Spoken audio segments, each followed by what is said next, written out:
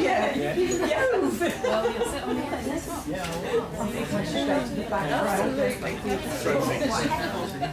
That's where the troublemakers go. Getting better here. I think so.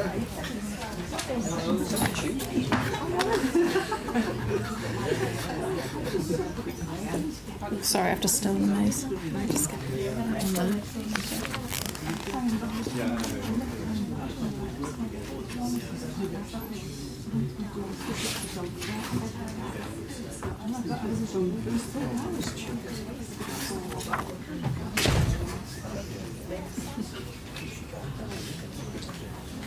Hi, Joe. How are you? Nice to see you.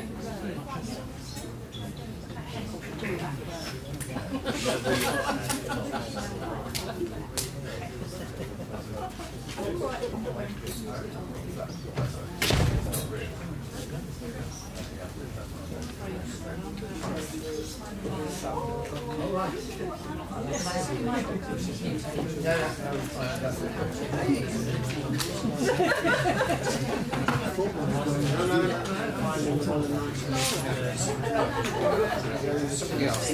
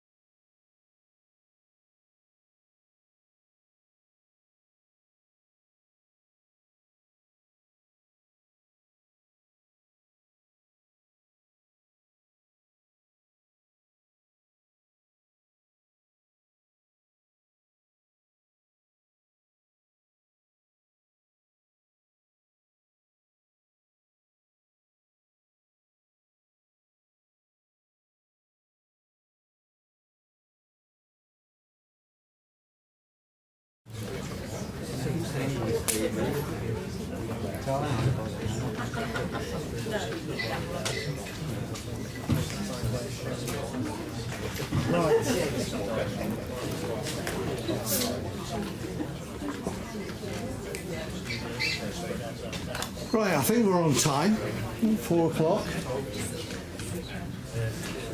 Oh, that's all right, come through. Come get a seat. Welcome everybody. It's really good to see you. It's really good to see you actually physically as well this year and face to face, but also recognise we are also online as well tonight, and this will be recorded, so it's also available through the website should you so desire to listen to it all over again. That's no problem at all. Great to see so many of you here as well, and yeah, thank you very much really for taking the time to come and to attend this.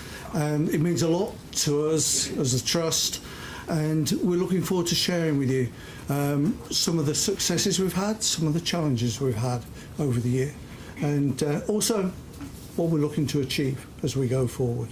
So I think hopefully an interesting late afternoon session. Couple of housekeeping issues. Toilets are outside and to the left. Emergency exits obviously here, down the stairs, and if in the unlikely event, because there's no planned fire alarm, it does go off, then down the stairs and immediately outside. One other point as well, we've got a hearing loop. So a couple of things for that. First of all, anybody who wants to take advantage of that hearing loop, it actually covers that area there for picking up, so just to highlight that, and both to facilitate that and as being online, then particularly when we get to questions and answers, we'll be using a microphone. So please always wait for the microphone just so we can make sure that everybody can properly hear. I purposely want to go quickly over that one. I've got my photo on it.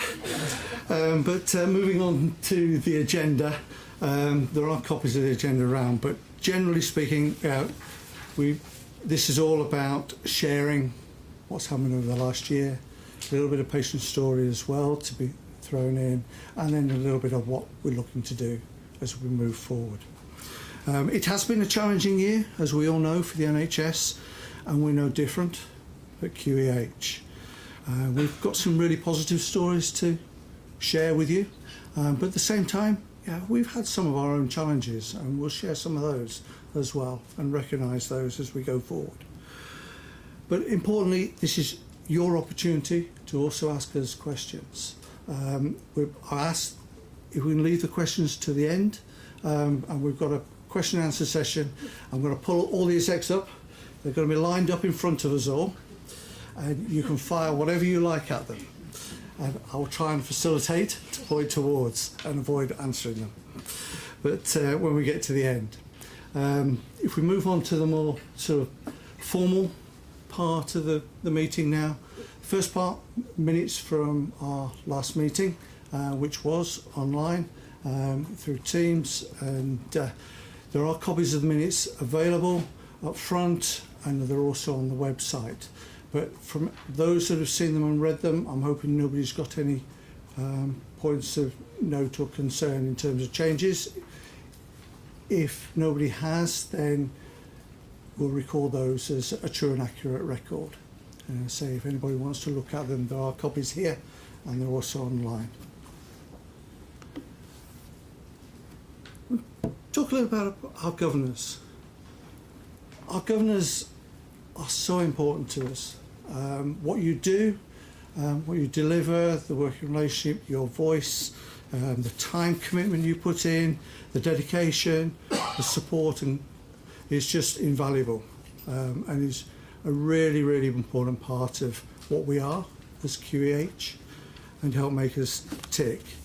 This kind of includes, as you can see there, participating in clinical reviews, the new hospital programme, digital agenda, our acute collaborations, dementia, freedom to speak up, to name but a few.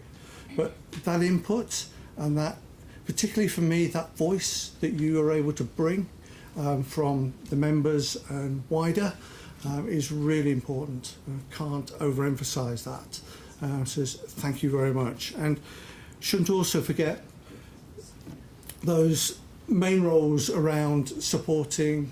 We have the observers at our subcommittees of board, which again is an important way of getting allowing the governors to see how, particularly us as non-exec directors, are performing and hold us accountable through that, but also to be able to see exactly what is being presented and work through and the assurance that's being gained, and then being able to pass that on to colleagues. In addition to that, there's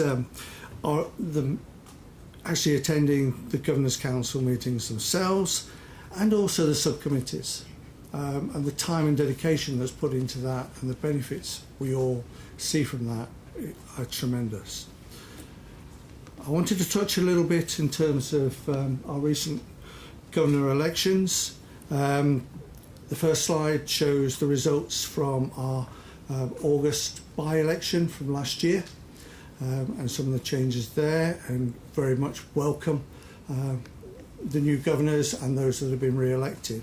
And similarly, this then shows the more full list in terms of the full election that took place in January of this year, and for those governors that started either new or having been re-elected as of the 1st of February. Then I'll just touch on and go on to 2023. Again, we've got governor elections coming up.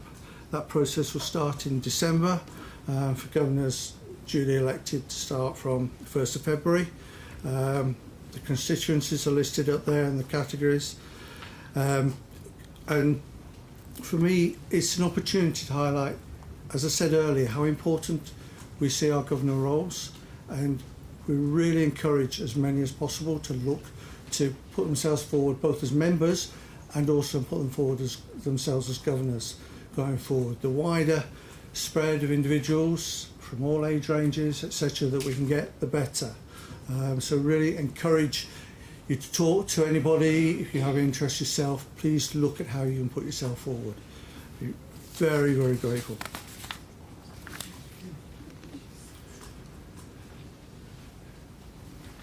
Then I wanted to move a little bit onto that membership side. We have 6,500 members, from which our governors are drawn at the moment. That's dipped slightly. I think that's very much down to the pandemic, and we've not been able to do the kind of recruitment activity that we would normally have been able to do. And again, for me, this is an opportunity to start highlighting. We will be starting that up again, and really to encourage everybody to help us. The more we can get in our membership, the more wider representation, the better. And it'd be remiss of me not to mention our volunteers. We're really lucky. We've built up to 145 volunteers, 14,500 hours of time input last year, and that's despite the pandemic, which is tremendous. They are very much our unsung heroes. They were sorely missed during the pandemic, weren't in, both from the point of view of our staff themselves, our patients, and visitors. So it's really good to have them all back in. It's a programme that we want to work on further as we go forward and look to get even more interest into it, because it adds such a flavour, and I think it brings that extra bit of local to the piece as well, which is what we're all about at the end of the day. This is our hospital for us, and bringing in volunteers and helping that further encourages and helps develop that.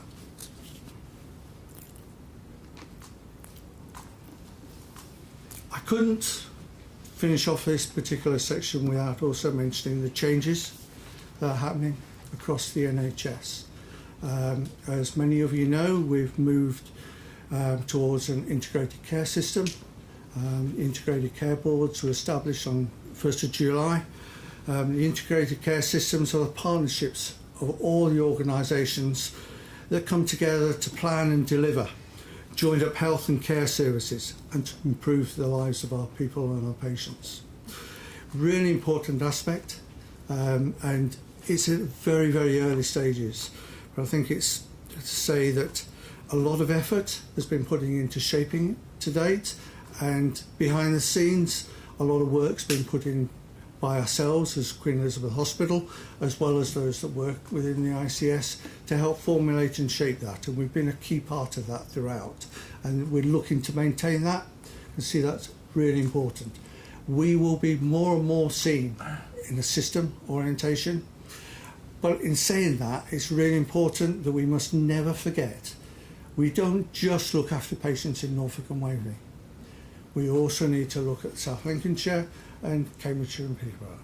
Yeah, that represents 30% of our patients, and it's a really key and important aspect that we won't forget, and we'll work on with those as well. That's pretty much what I wanted to say in terms of an introduction and work through. Really pleased to be able to hand over to Alice, who's going to take us a bit through the patient's story.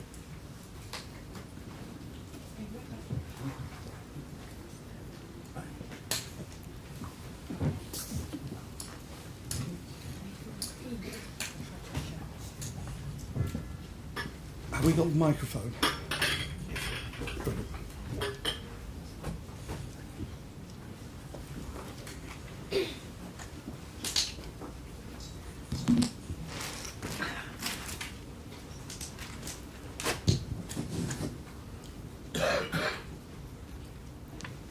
Good afternoon, everyone, and hopefully you can hear us. And I'm absolutely delighted to introduce Mick and Jenny. Jenny and Mick. Oh, I've got it round the wrong way. And Mick, shall I do our customary about your pickling industry? If you wish. Yeah. So I have. I've just discovered I have an entrepreneur here who has a pickling industry. So if anyone would like pickled eggs, onions, or cabbage for Christmas, Mick. Oh, red cabbage. Sorry, I got it wrong. Mick is your man. So I'm absolutely delighted to be able to introduce Jenny and Mick and Jenny, who were with us back last December time, weren't you? Yeah. October it started. Now Mick's journey was as an inpatient with us, and it was a very long journey in the beginning, wasn't it, Mick? Yeah, 6 weeks. Yeah, 6 weeks. Right. Lovely. And Mick was with us requiring antibiotics, and he required them for a nasty infection, and we were giving them 3 times a day. The virus.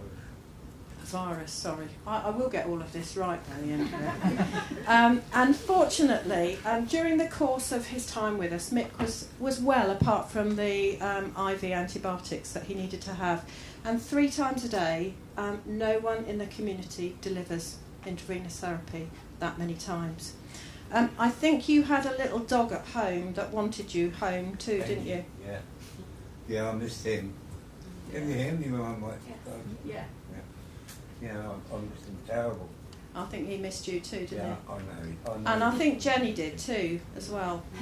Yeah, I think she did. Yeah, I think she did.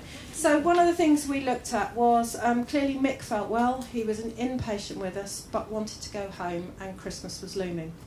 So your consultant at the time came up with a fantastic idea, didn't he? Should we ask Jenny if it was a fantastic one to get you home for Christmas? She was one of... Yeah, it was brilliant, really. And it was all in the form of this. Does anyone know what this is? This is an elastomeric pump. Now this pump was connected to Mick and provided intravenous therapy. You can do a demonstration if you like there, Mick. There we go. I had a strap round my neck. This was in the bag that hung there. I'm not very educated, but I had it hanging there under my shirt, and that went under. This went under the shirt, into my arm to the pick line, right, and the pick line shaft went round and down in the chest, right, and then every 24 hours my wonderful wife changed. And my wonderful wife, really, I think we underplay the role that Jenny had. So Jenny was able to change that pump that had the intravenous therapy. She was able to keep him at home, and you used to come back in once a week, didn't you, to see the consultant? Sometimes twice a week. Sometimes twice a week, because you couldn't keep away, could you? No, I couldn't. No. If you see me going like this, I can't help it, because it left me with tinnitus and vertigo, right? And so yeah. But more importantly, you have stayed well since then, haven't you? Yes, 100% so, really. But what it's left me with. But you've stayed out of hospital, haven't you? Oh yeah. Yeah, yeah. It's very much over. Yeah. What, though I take that back. They were absolutely wonderful in there. Yeah. So what would you say to us about what went really well, either of you? Well, I think having this elastomeric pump, which we were unfamiliar with, the support we had, you know, there was a team at the hospital that supported us. There was a phone number I could ring if there were any issues. I had information all in a booklet if there was any issues with the pump, and everything went really, really well. And he could have been in hospital for 3 months, and he was in hospital for 6 weeks. So this was a hospital bed freed up for 6 weeks. Mr. Phillips wanted me, the consultant in ear, nose and throat, suggested if I would, to go to Galston, to the James Pageant Hospital, because there they have a, I don't know what you call it, but it's what deep sea divers have to go in if they get a bed. Right? But the trouble was, bless them, they couldn't let me have a bed, so I would have to either rent a house, right, for 3 months, right, and Jenny still administers the antibiotics, right, and he said the only thing is, he said, you would have to pay for it all, and, you know, but don't get me wrong, he was really, really good. He really was. Sorry. No, we did need to do that anyway because the pump worked. Yeah. And I'm delighted I have sitting beside me down here Mrs. Elastomeric Pump herself, also known as Linda, who happened to live not very far from Jenny and Mick and Jenny, and was able to provide that clinical expertise to them. So I think it just shows you that when we think outside the box, we can really make a difference, because Mick was able to go home to have Christmas at home, and most importantly, Benji, who missed him, was a happy dog. Oh, last word. Yeah. And I found that when I got home, right, for some reason I felt worse than I did when I was in hospital. That's because you didn't have a lot of loving care. I suppose I probably felt safe, and I knew everybody was looking after me. I know the wife was, but then all these other things set in. And we should just say, we have to say a huge thank you to Jenny, who also used to be a sister at QEH. So thank you, Jenny.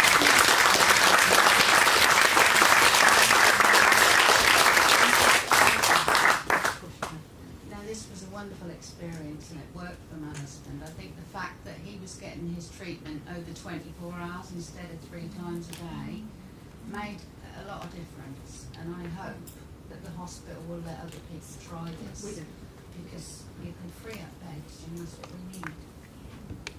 We need more of you. Right. Thank you. Thank you very much.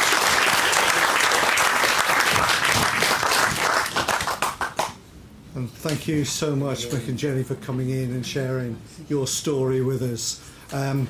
Very remiss of me in our introduction, I missed one thing, which Laura will tell me off if I don't mention. And as a Luddite, that's the reason I didn't mention it. Which is, thank you. We will be taking the odd picture. We'll also be posting other things on Twitter. Not something I'm particularly au fait with, one of these days maybe. But anybody who wants to have a listen and pick up some of those messages and things, hashtag QEMAMM. So first bit to highlight. Secondly, before I hand across from Alice and bringing Caroline, I have to say a few words. I couldn't not do, really. First of all, I'll say those words that have been kindly written for me, and I'll add one or two of my own. In handing over to our Chief Executive for a review of the Trust's performance over the past year, as well as a look ahead to 22-23. And before I do that, it's taking the opportunity to thank Caroline for her unstinting service to QEH and for her sterling leadership over the last 3.5 years, which has seen QEH taken out of special measures and shortlisted for a prestigious national award as Trust of the Year, the HSJ. That is a tremendous achievement.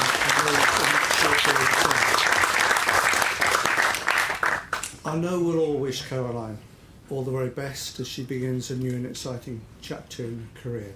But I also wanted just to add a bit personally.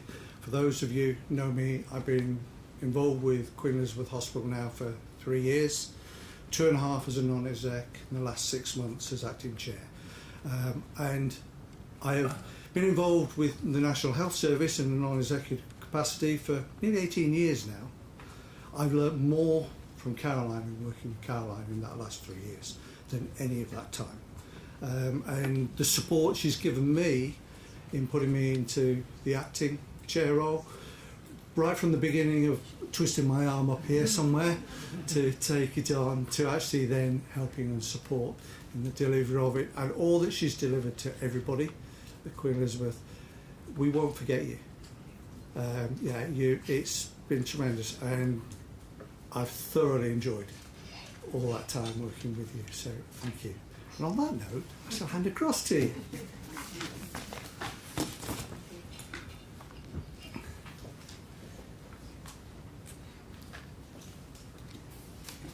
I know lots of people know me in the audience. I'm Caroline, the Chief Executive of the QE. I actually feel quite dumbstruck for words for a change, which isn't like me for people who know me. I usually have a comment on everything, don't I, Steve? So thank you, Chair, for those really kind words. It has been a real privilege to be the Chief Executive of Queen Elizabeth Hospital. It's been a fantastic 3.5 years, working with fantastic people, a fantastic community, and also the patients, because we're actually here for our patients, aren't we? And fantastic staff who support our patients. So it's been a real privilege. So a huge thank you. I've also fallen in love with West Norfolk and Kings Lynn, and it's true to say that the hospital, the people, the community will always have a place in my heart. So a huge thank you. A special thanks to our governors for supporting me on this journey, our board of directors, the executive team and the staff who work at the Queen Elizabeth, because actually the achievements couldn't have been done with the people, without the people I work with, so a huge thank you. I do strongly believe that the Queen Elizabeth Hospital has a really bright future, and I know that people have been concerned about people leaving. A healthy organisation has people who leave and move on, and a successful organisation has a talent of people to take the roles and opportunities forward, and we've certainly got that at the Queen Elizabeth Hospital, so a huge thank you. So I'm just going to do an overview of 21-22. It seems ages ago, doesn't it, really? Because we are now well through the year for 2022. So just to remind our audience and my colleagues on the board that this is a reflection of 21 and 22. You will see that we've made absolutely huge strides in going forward.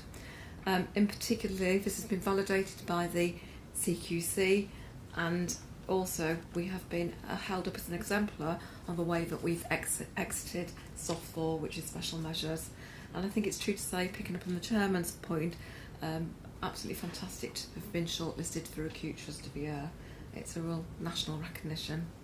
I think the commitment and focus and hard work has been led from the board to ward, and it's that connection with our people and our staff engagement which makes our difference, and actually also listening to our patients and our community, and we've certainly done that in the last 12 months. I always love this slide. These numbers really bring to life what we do in the hospital and how much we see and we have achieved. They demonstrate the scale and demand on our services and how we have risen to the challenge of meeting those. And actually, for a small district general hospital, we see a huge number of patients and do have a large staff workforce. So for me, this is probably the best slide that I've ever presented in my whole career in the NHS, and that's a career which has spanned 38 years now. It just really demonstrates, doesn't it, that a picture is 1,000 words. If we look at the improvement I'll get on the picture now, if we look at the improvement on the left side of me, the right side of you guys, we were absolutely delighted when we exited special measures, soft 4, but also to see the sea of green and the demonstration of our well-led being demonstrated as good, our caring and our safety.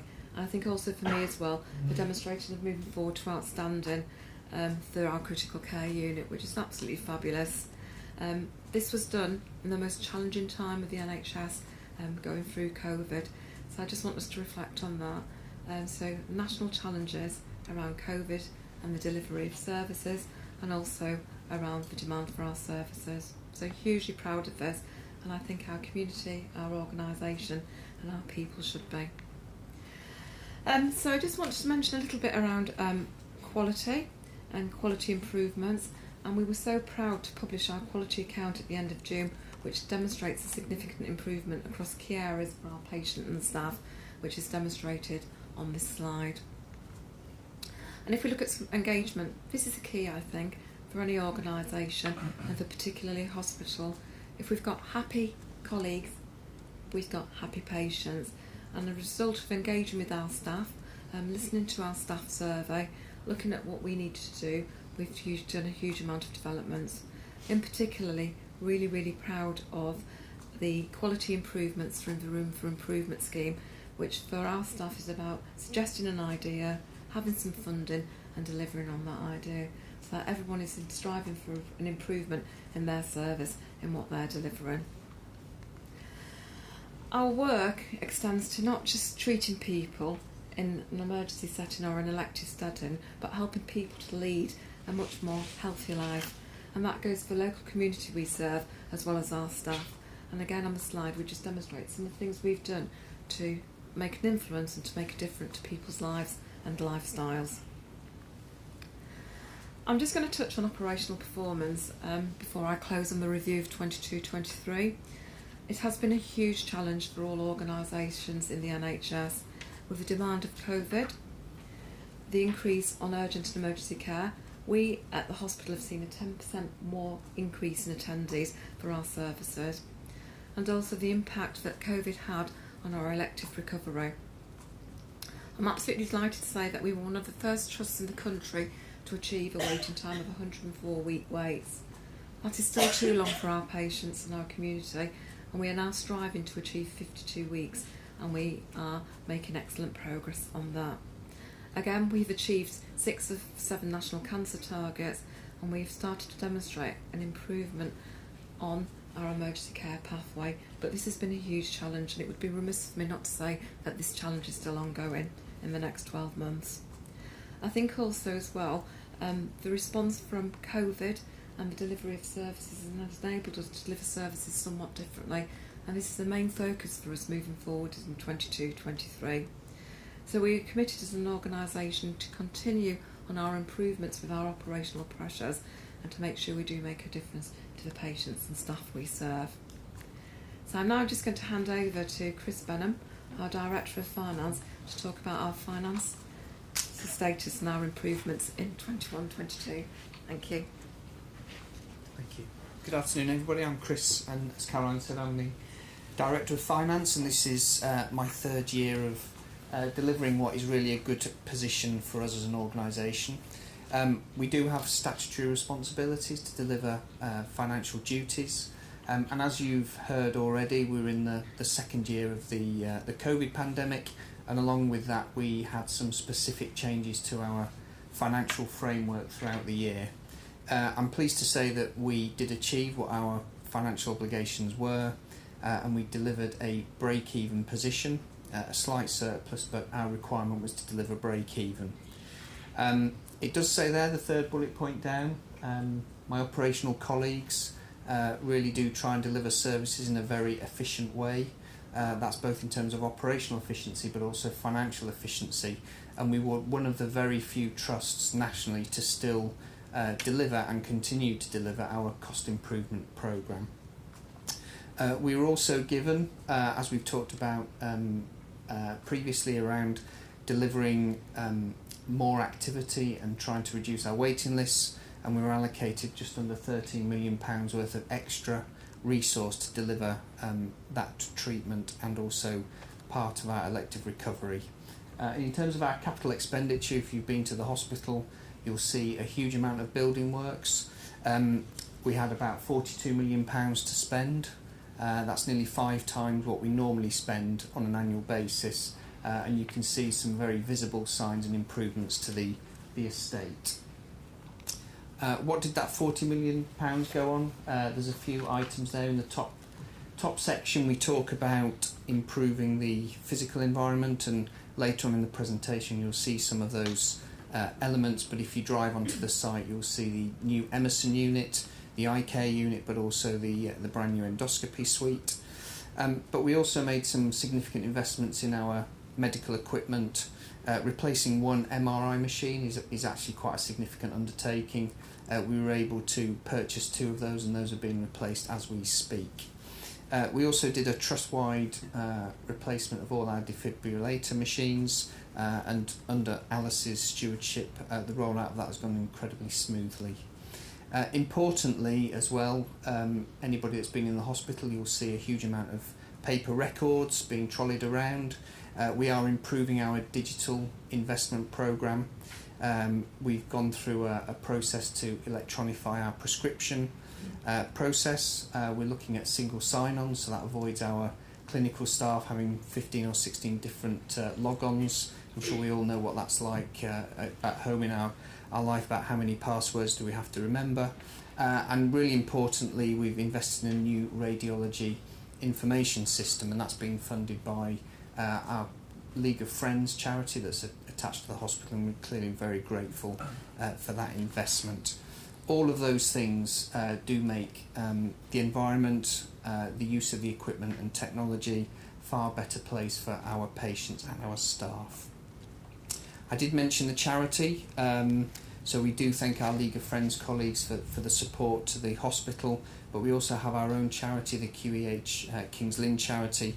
There's a few headlines there, but you'll see later on some of the work that the charity has enabled the hospital to do over and above our normal investment. And clearly there's a lot of good work that the donations from individuals and also organisations allow our charity to do.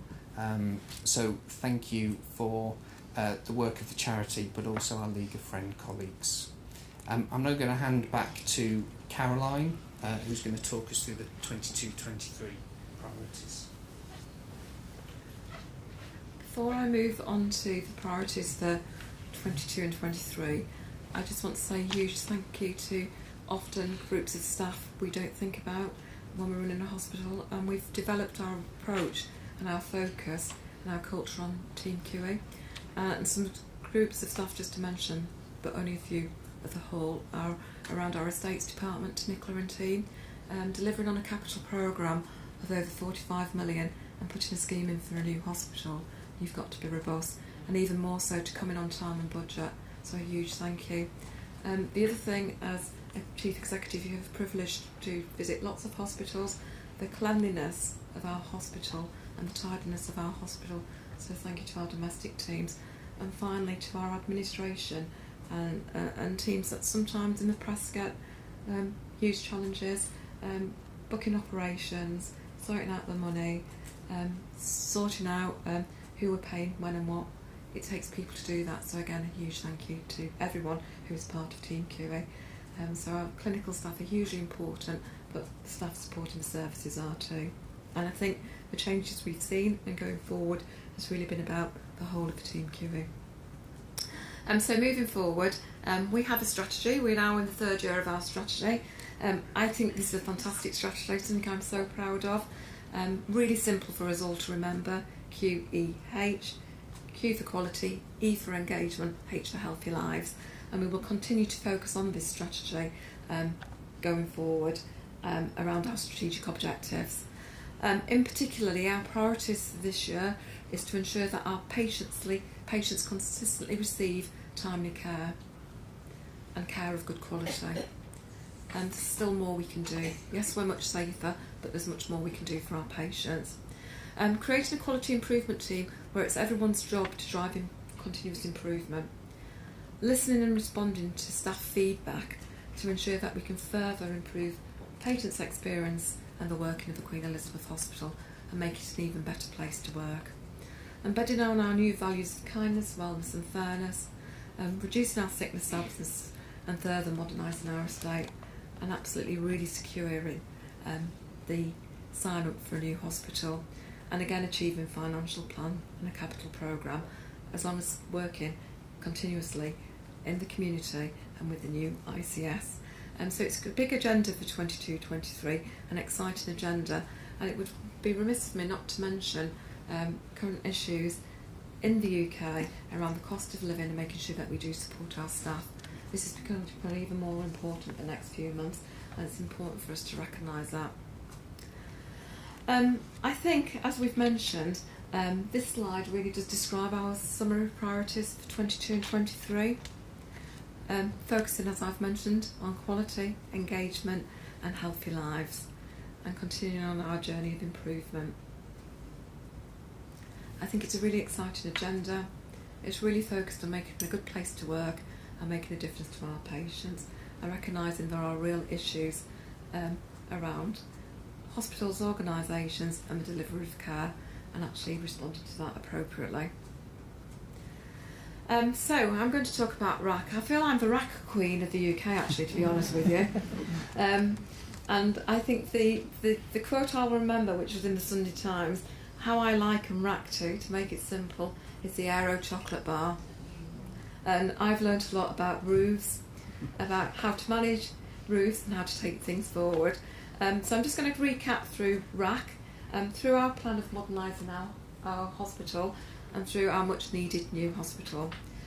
So RAC brings very real, very difficult challenges for us every day. This was seen recently when we lost 3 of our 6 elective theatres for a few days following issues with the ceiling. It impacts on our ability to provide the very best patient experience. It impacts on our ability to keep our staff engaged, and there is only one sustainable and effective solution for the future, which is a new hospital. I'm absolutely delighted to say that we've got real support from all partners and stakeholders in taking this forward. And I want to do a shout out really to a couple of members of our community. I want to say a huge thank you to Councillor Joe. I've worked, as I've said, not giving my age away, in hospitals for 38 years. I've never seen support like that, so thank you, Joe, and thank you to the team you're working with. That is helping us get our case. Also to Save the QE group, who on a Wednesday afternoon are outside the hospital pushing the case for the new hospital, so please, I'd like to take the message back, a huge thank you. There is no plan B after 2030. The hospital isn't sustainable, and the worst case scenario would be for us not to provide all our core services. That's why it's imperative we do have the new hospital. You have seen, and I'm smiling Riley, sometimes I get a lot of personal attention from the top of the house about our local and national media coverage, but we've got to deal with RAC. We've got to deliver on this business case for the new hospital, and we have to be in the programme. And we are, I'm pleased to say, from the work of Nicola and Laura, investment ready. We have our strategic outline case for the new hospital programme, and we can start enabling works in 2025. So we are ready to go. So a new hospital could be technically opened in 2029. With what we have done though, we've not rested on our laurels in the last 3 years, you will be pleased to know. We have developed some really, really exciting programmes of work with the emergency capital funding which has been provided for us nationally. We have our new endoscopy unit opening, which is a 12.5 million development, which looks fantastic. I have met with our endoscopy teams, they're absolutely delighted, and this is a really important point to share with you today. It's important to have really state-of-the-art facilities for leading edge care, and that came true to me when I went around with the endoscopy team, and they were delighted and excited and said this will make a huge difference to our patients. This has enabled us, by the build of this unit, to decant some much needed theatre space so we can start working on the fail-safe for the roof. The new Emerson unit, which Chris has mentioned, opened in January 2022, and again it provides enhanced services and facilities for many of our outpatient services. And then the refurbishing of a West Durham ward to create a new furniture unit, which again is superb. So we've been able to do this by emergency capital from the department to enable us to start fixing the roof and making the roof safer. We've also been lucky to bid for additional fundings, which will help in this programme of work. So we've secured £3 million for the much needed West Norfolk Eye Centre, a superb facility, and if you haven't visited us already, please do feel free to visit us. And again, with the creation of the facility, it's not just about a building, it's about how we can work differently. And I'm delighted to share with you, on talking to the staff in the unit, we're offering services, seeing more patients and delivering care differently. So it's about the introduction of one-stop clinics, it's about the introduction of patients receiving timely care, it's about the introduction of having treatment much more quickly. And again, I'm absolutely delighted to say that we've been approved for a diagnostic assessment centre, which will be a state-of-the-art unit on the site to offer diagnostic assessments, which will be planned for spring 2024.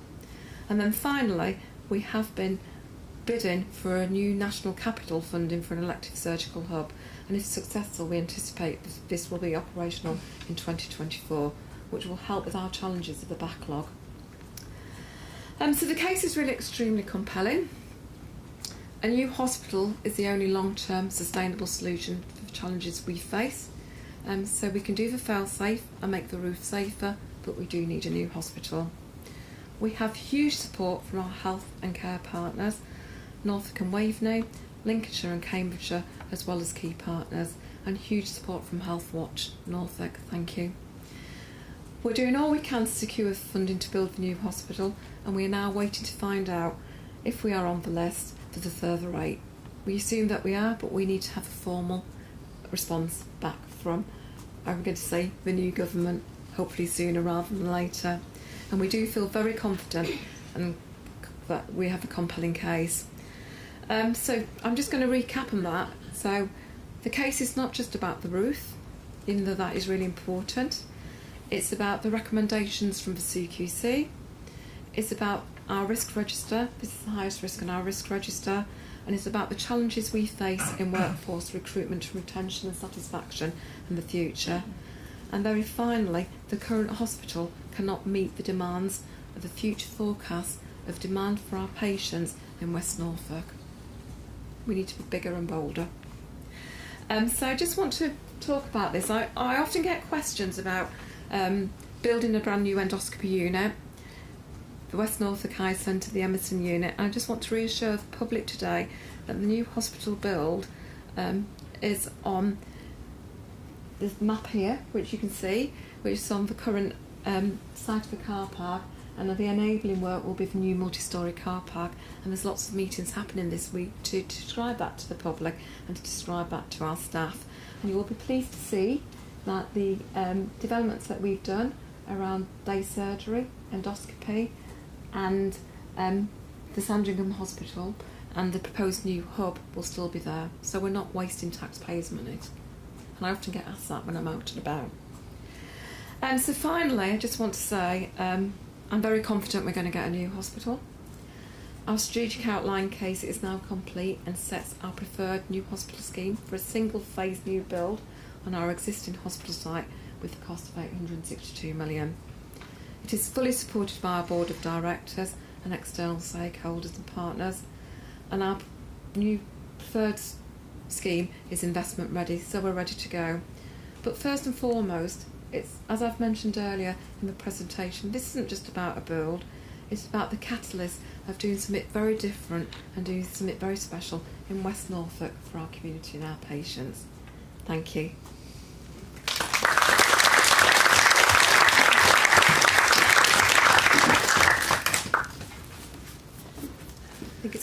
Aye.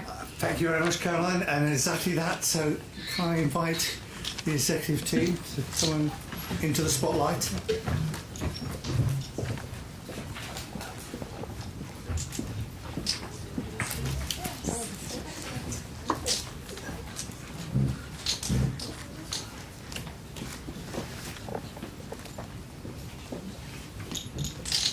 Have we got enough chairs?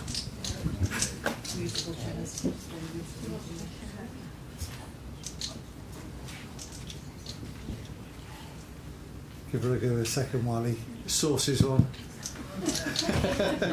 Well done. Before we go into Q&A, I just really wanted, on behalf of certainly the non-execs, but I'm sure all of you as well, to thank everybody here and in front, all the staff behind as well, on what's been a really challenging year, but I think a very successful year for Team QA, and a lot more to do as we move forward, but they've achieved a huge amount for us, and I just want to take the opportunity to say thank you. So thank you very much.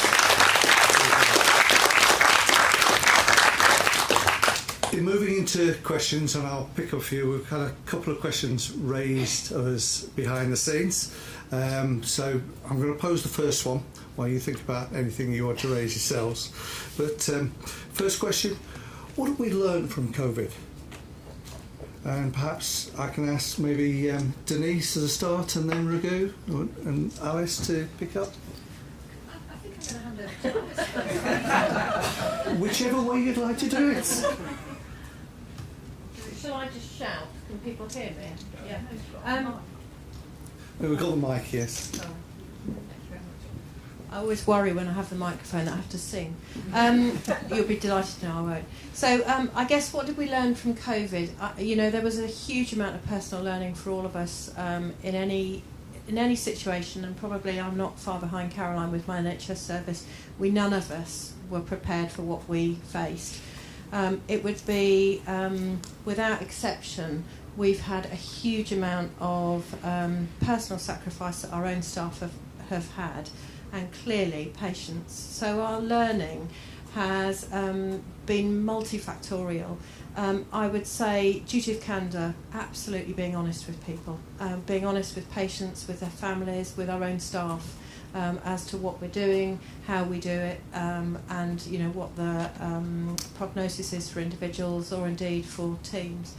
There's also been a huge amount of learning around organisational communication and digitalisation. I did manage to say that word.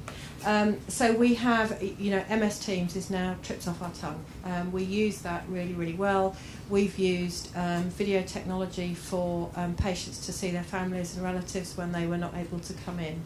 We've used telephone communication, anything you can think of. We tried, and we absolutely embedded it.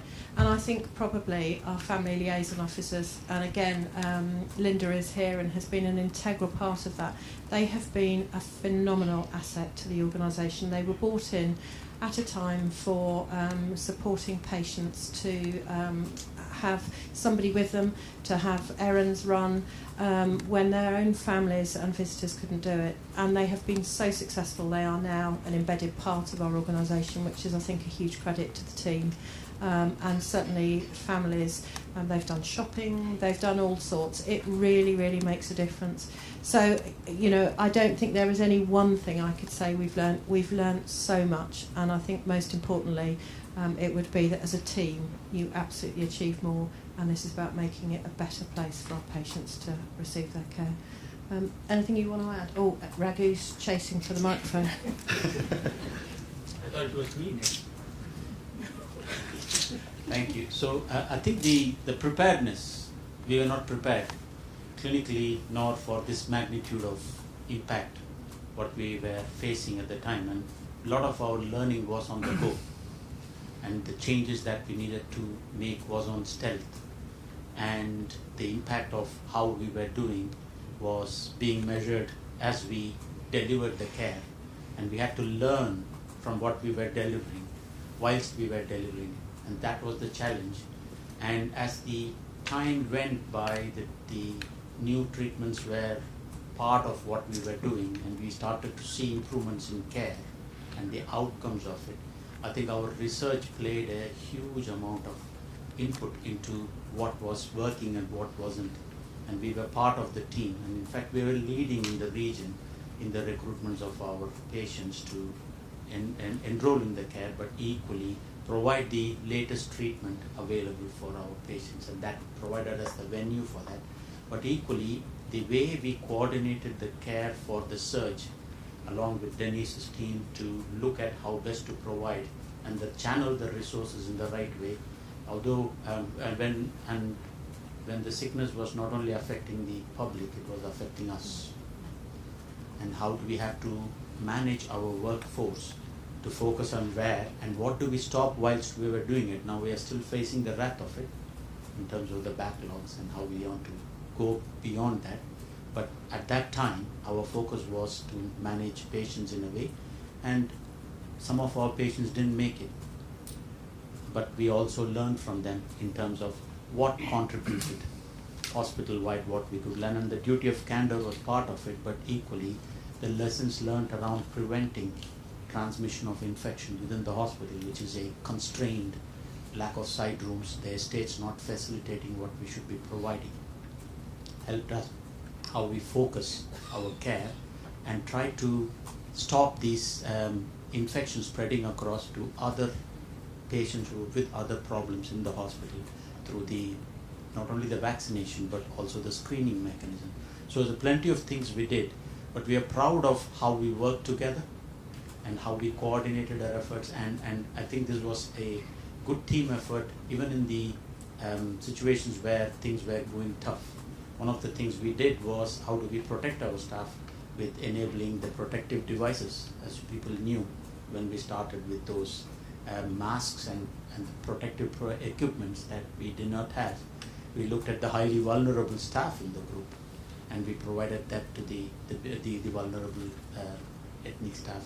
And those are the things that the decision making from the board was very difficult in many ways, but when we felt the right thing was happening and we should do it, we in fact led the way in many of it. Duty candor one, but the PPE, when many of the hospitals across the country was struggling with who to provide and running out of it, we in fact went boldly to say we will give it to the ethnic minority staff first and the frontline staff first to provide that. So that's the level of, I think, the decision making that we are very proud of. Where to go after that? I'm not sure there's anything else to add. I think just to build on what Alice and Raghu have said, our responsiveness, and not only responsiveness to staff and to patient and family feedback, that responsiveness in being really honest that we didn't know everything at the time. We shared what we knew, we were honest about what we didn't know, we learned as we went, and we had that clinically led bottom-up approach to developing our response to COVID. So yes, we had to have that command and control structure in place as the NHS did, but we really did delegate that to our clinical teams, learn from them about what will work, what we want to try. If it worked, we kept it, we built on it. If it didn't, we learned from it and we moved on. And I think that responsiveness and that agility, that openness, it really did serve us well. Thank you. I have got another question, but does anybody else want to come in first? Yes, go on,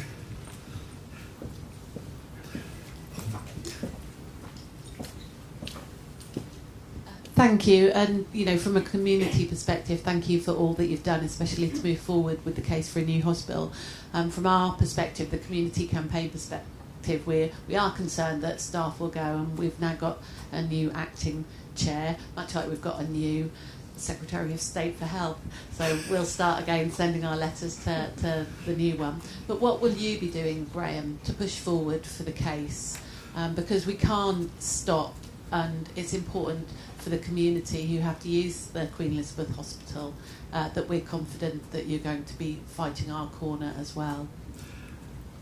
I think very strongly from my perspective I will be pushing to it. I mean, from my own personal perspective, if nothing else, I now live in Norfolk.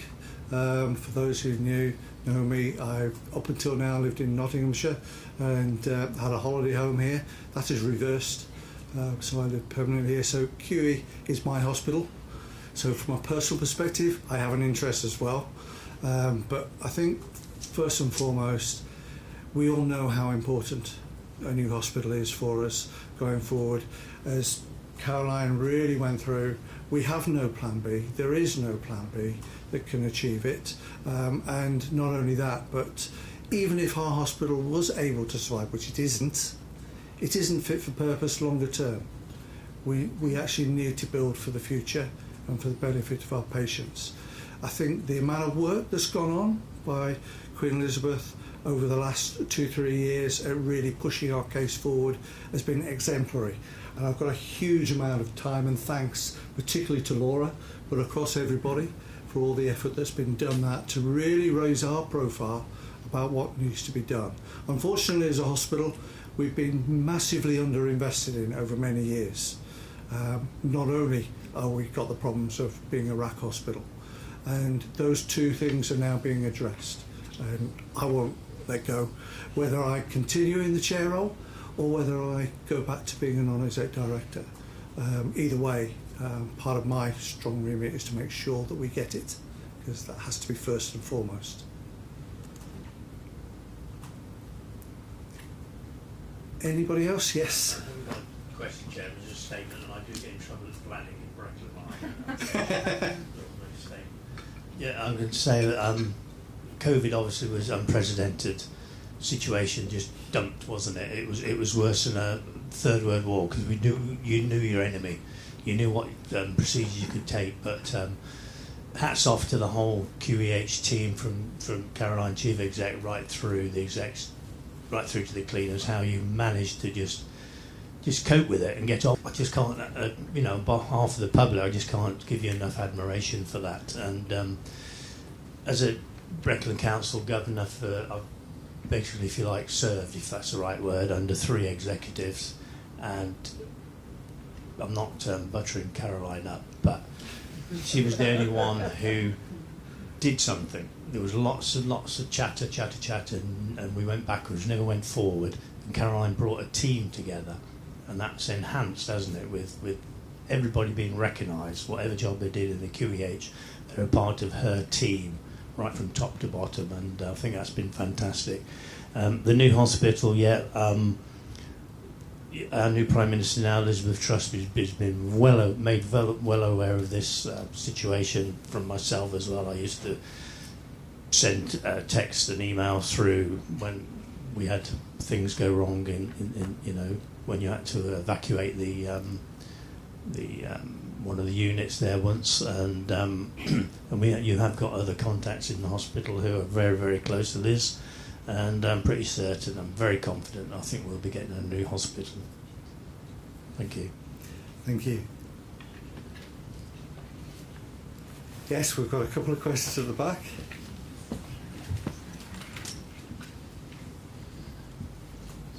Thank you. I'm going to say something on behalf of all the patients, actually, but perhaps I should just let you know that I joined the NHS in 1958 as a student nurse. So I've been at it a long time, and I've seen a lot. And I've seen that what I joined was an integrated care system, and it disintegrated, but I see that it's coming round again, and that's good. But from a patient point of view, my husband and I moved to Norfolk in 1996. So it was all new to us, and we didn't have much to do with the hospital then, but we realised that it was all right. Later on, I rather stupidly broke my ankle very badly, and had to be operated on one of the days that the junior staff had their strike. So I was privileged to have not only one consultant operating on me, but 2, each taking one bone in my leg. the aftercare I received was amazing, and on the morning after the surgery, the home from hospital lady came in, and everything went so smoothly that I was able to go home with care, not only for myself but my husband, and everything was tedious but straightforward, and the interest from all departments was amazing. And going on from there, my husband developed Alzheimer's disease 5 or 6 years ago, and just at the very beginning of COVID, he had a very bad do, had to be hospitalised, and it was traumatic for both of us. But because of the dementia diagnosis, I was given the privilege of being able to go in, be with him, take part in his care, so that continuity was there. I do think that I kind of involuntarily became an added member of staff when it came to rolling up my sleeves and putting on an apron, but it helped tremendously. And since then, of course, I have had another diagnosis which I didn't want, but from biopsy to diagnosis was 3 days. From diagnosis to seeing first a surgeon and then an oncologist was less than a week, and within 10 days I was starting intensive radiotherapy at Addenbrooke's. And I cannot thank that Macmillan unit enough for its care, time and attention and expertise that I have had and am still having from that area. Now, what I've noticed over these years is that first of all the hospital was all right, but to coming in again on many occasions now as a patient, I have seen a welcoming smile, a nurse who is happy in her job, a nurse who is supported and listened to, all staff looking happy, and when my mobility became rather questionable, I had to go from the main entrance up to the top right-hand corner unit. There was a volunteer waiting outside my car door to take me up. I didn't ask for it, it happened. And since then, I'm nosy, you see. I ask the staff questions, I have a look round. I have seen from the group of people sitting down there, I've seen such expertise, such willingness to listen and to act promptly. I've seen the nursing standards of our nursing staff, I have seen them improved greatly. That is because they are valued. And from all of this, throughout this last 3 years or so, and I was a county councillor, and part of my work was on health overview and scrutiny. So I asked questions. Very often the questions that the person being asked didn't want to answer. But what I've concluded about it is that from all of this has come one thing: leadership. And that has come home to us all today, I think, and we thank Caroline for that, for putting around herself a smashing team, but the leadership is the thing that has brought this hospital up, and I think we should all be aware of that and be very grateful for it. Thank you. Yes.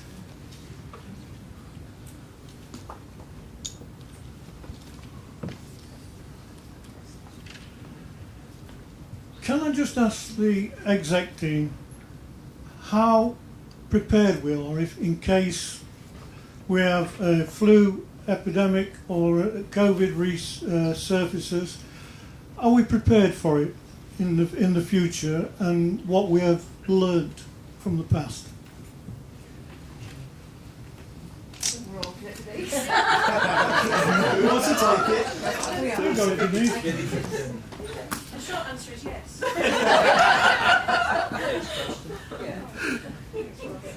So yes we are, and the thing that we have done fairly continuously, and it's just going through further revision, is we adapt our planning. We've kept our planning up to date, so we all know what we would do and we all know what we should do. The challenge that we faced in later waves of COVID has been that other demand has remained quite high. In the first wave of COVID, nobody was doing anything else and patients tended to stay away from hospital, so we had lots and lots of empty beds. The challenge for us in the future is trying to create that capacity, but yes, we absolutely have the plans, and we know that testing regimes have changed, we've become more responsive as technology has evolved. Ragu's mentioned PPE, so we've continued to revise our plans. They're there, they're ready to go, and we are as prepared as anybody could be. Can I just add, if I may? A really good question. A plan's a plan, isn't it? But it's all about the people delivering the plan. And I think the risk for us as an organisation and the rest of the health service is about our people. Staff in the NHS are really tired. It's been a really tough gig for the last 3.5 years. There's huge demand for our services. There's a shortageness in key posts right across the country. More challenged in probably a provincial area such as West Norfolk. So it would be remiss of me not to highlight those risks to you, Alan. But we are focused on how we can continue making it a really good place to work, to listen to our staff, and to continue with the focus of international recruitment, development, as we've seen today, of the School of Nursing, so we can grow our own staff, development of making it a really good place for medical students. So I heard last week we had 2 medical students who were on a placement of choice, and they're actually putting their F1 on the rotation to the Queen Elizabeth, and it's all of that we've got to consider and continue doing it. A plan's a plan, but if we don't have the people to deliver, to give the care of domestics to clean our hospital, or people such as our porters, we would become unstuck. So we've got to really focus on that with the challenges. And I do think we cannot underestimate the concern from our staff about the economy and the rise in demand and the cost of living. So as a board and as an exec team, we need to be really conscious that we are supporting people and being as flexible as we can, and what else can we do to help our staff want to continue working at the wonderful Queen Elizabeth Hospital. And then finally, as well as the operational plan, Denise is the best colleague to work with. She's so calm, collected every day on the operational front. Is a new hospital will make a difference. It will attract more colleagues to West Norfolk. You only have to visit our new areas, and I'm sure Linda, who's one of our senior nurses, will agree with me. The new ward for fertility, the staff on there are buoyant, aren't they? So the facilities really make a difference. So that's why it's really important for this board, and for me from a distance, and from what our chairman said, is to really get this new build in West Norfolk. Thank you. Is there anything to follow that? Good questions. I'll raise the extra question I had, and it relates to the new hospital. And there have been a number of issues and questions raised about this. So it's, why are we building on our existing site? Why are we not looking at building on off-site? Thank you. So I think this is among the top frequently asked questions we get on all things a new hospital, and it's an entirely reasonable question for our local community to ask. The main driver for a new hospital is addressing RAC and making sure we can not run out of road when it comes to addressing the 2030 deadline. And when we developed our strategic outline case, we looked at, as you would expect, at a number of options, from business as usual and continuing as we are, which clearly isn't an option, a number of on-site options, which includes our preferred scheme, which is the full new on-site rebuild. We looked at a multi-phase redevelopment on-site, and we looked at the options locally for an off-site solution. And going back to the driver being RAC and the 2030 deadline, the reality is there's only one scheme that meets that requirement, and that is the on-site full new hospital, which is our preferred scheme. It's the region's preferred scheme for the Queen Elizabeth Hospital. It's the national team's preferred scheme for the Queen Elizabeth Hospital. But not only does it meet the 2030 deadline, our preferred scheme importantly brings all of the full benefits of a new hospital for our patients, for our visitors and for our staff. It's a scheme that provides value for money. An off-site scheme would be well over £1 billion, which would be deemed unaffordable. The off-site scheme would bring with it probably the best part of a decade's worth of disruption to patients, visitors and staff, compared to 4 years from construction to opening the build on site. So actually, if you look at this in the rounds, it's the best scheme for our patients, visitors and staff, but fundamentally it enables us to open a new hospital ahead of that ticking clock of the 2030 deadline. Thank you, Laura. I'll also add a little bit to that as well. One of the bits that Caroline highlighted earlier on the overview is how much we're spending now, and those really good leading edge facilities, particularly endoscopy, the eye care centre, etc.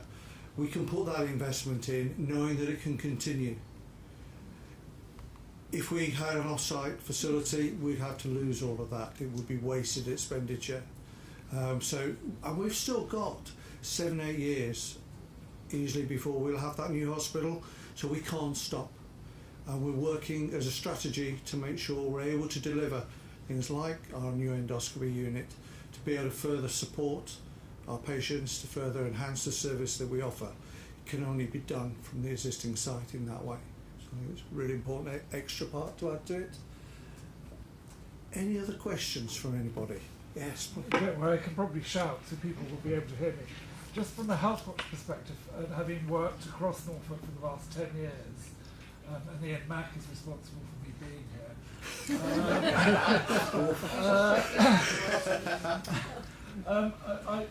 I have a fairly good overview of the health economy and social care economy across Norfolk and Waveney, as well as other parts of the region because of work I do on a regional basis. And I'd just like to say that from our perspective and what we're hearing from patients, the Curie is doing an absolutely tremendous job. From a patient satisfaction rating 3.5 years ago, where it was 1.5 out of 5, it's now constantly 4.5 or 5. And I think that's just tremendous testimony, not just the board and the meds, but to the staff who are working within the hospital as well. So that's just a comment from Health Watch. Thank you. No, appreciate it. Anything further from anybody? Right. I'm trying to remember what's on the last slides. Just really for emphasis that our copy of our annual report and accounts and our quality account are available up front for anybody who wants to collect one if you haven't already. And mainly it's a thank you to everybody. But more importantly, there's one little bit that I need to do extra. Good to sing a song. That would be a big bit extra. So say a huge thank you for everything that Caroline has done for us. Thank you.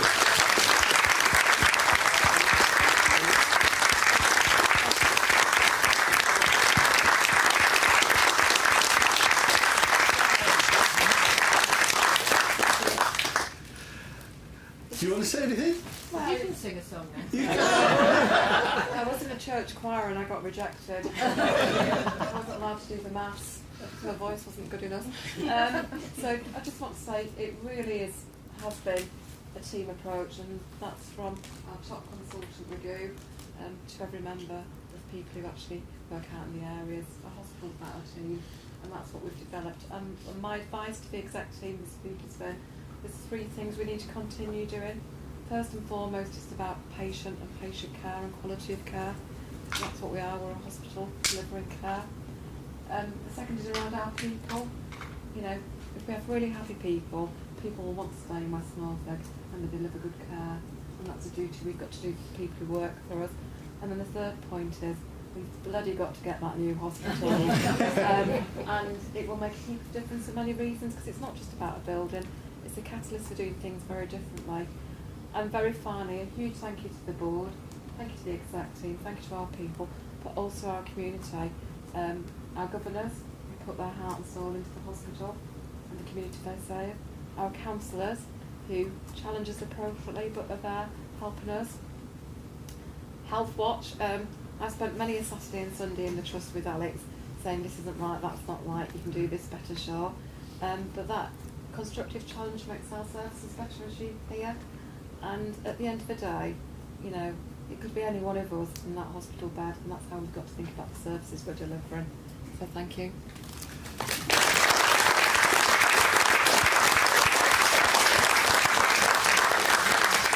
And finally, thank you from me to all of you and all of those that are online as well for attending and coming today and listening to us. Hopefully it's been quite a good year. Hopefully we will continue to progress and have an even better year.